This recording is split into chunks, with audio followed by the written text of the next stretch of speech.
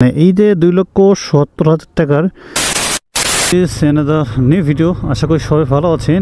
আজকে একটা ছোট বিষয় শেয়ার করব, একটু দাঁড় হয় তারপর আপনাদেরকে একটু শেয়ার করাই। আজকে আমি যে বিষয়টা আপনাদেরকে শেয়ার করব যেটা হচ্ছে যে বাজাজ পালসার N160, এটা যে নতুন মডেলটা আছে যে ডুয়েল চ্যানেল ABS, কোন বাইকটি ভালো হবে আপনাদের? সুজুকি, ইয়ামা, FZ যেই বাইকগুলো আছে, জেক্সার আছে এই রেঞ্জে, মানে হচ্ছে যে আদারওয়াইজ যে বাইকগুলো আছে, যে কোম্পানিগুলো আছে, আমি মনে করব যে আপনাদের যদি এখন যেহেতু এটা 2 লক্ষ মেবি 65,000 না 68,000 হবে মেবি, মানে আমরা এই রেঞ্জের মধ্যে কি কি পাচ্ছি একটু আপনাদেরকে তো দেখাই। মানে এই যে 2,70,000 টাকার বাইকের হচ্ছে যে প্রাইসটা দেওয়া আছে, যে এই বাইকের প্রাইস হিসাবে আমরা কি কি পাচ্ছি। প্রথমত অবস্থায় এটার চাবির কোয়ালিটি হচ্ছে এটা, এবং এটা কিন্তু হচ্ছে যে ডিজিটাল এবং অ্যানালগ মিটার দুইটাই আছে এখানে, যেটা হচ্ছে FI, কিন্তু এটা ডুয়েল চ্যানেল ABS। প্রথমত অবস্থায় এটা হচ্ছে আপনার সামনে হচ্ছে 180/77 টায়ার, এবং পেছনে দেওয়া আছে এটার হচ্ছে আপনার যদি দেখাই 130/77 টায়ার দেওয়া আছে।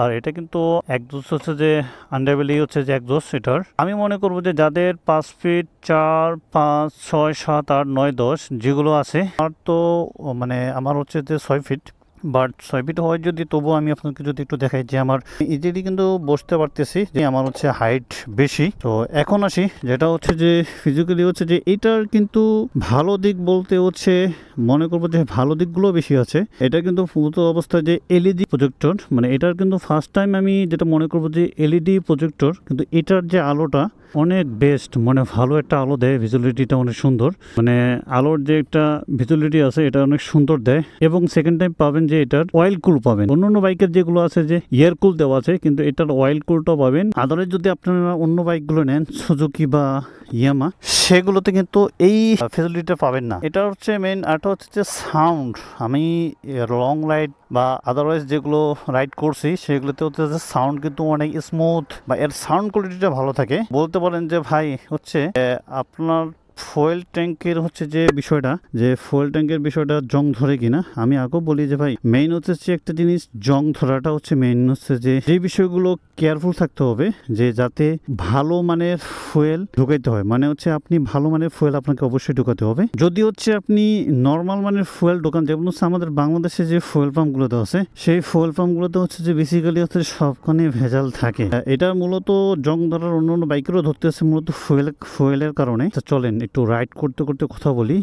আচ্ছা, এখন যে বিষয়টা হচ্ছে যে আমি আপনাদেরকে বলবো, বাইক কেনার সময় আমরা অনেক দ্বিধাদ্বন্দ্বে থাকি। আমি মনে করবো যে আপনার ভাই কোনো দ্বিধাদ্বন্দ্বের মধ্যে থাকার দরকার নাই। যে যদি আপনি চান যে লং রাইড এবং সিটিতে কমফোর্ট কোনটা বেস্ট হবে, আমি মনে করবো তো এটা। কারণটা হচ্ছে যে এটার ইঞ্জিনের যে সাউন্ডটা, আপনি এই বাইকটা যদি চালান, আমি কার্বোটার বিষয়টা বলবো না, কার্বোটার থেকে আমি মনে করবো যে এটাই বেস্ট হবে। কারণ কি এটার যে মাইলেজটা বেস্ট এই বাইকটাতে দিবে। ইঞ্জিনের সাউন্ডটা শোনেন, এর একজোস্টটা দেখতে পাচ্ছেন, সাউন্ড আমার কাছে সাউন্ডটা অনেক অসাধারণ লাগে। আর আমি এখানে ফুয়েল ট্যাঙ্কে পেট লাগাইছি যাতে কোনো দাগ বা কোনো স্ক্র্যাচ না পড়ে। বাজেটে থাকে আপনাদের যে 2,70,000 টাকার মধ্যে যদি এই বাজেট থাকে, আপনি এই বাইকটা কিনতে পারেন।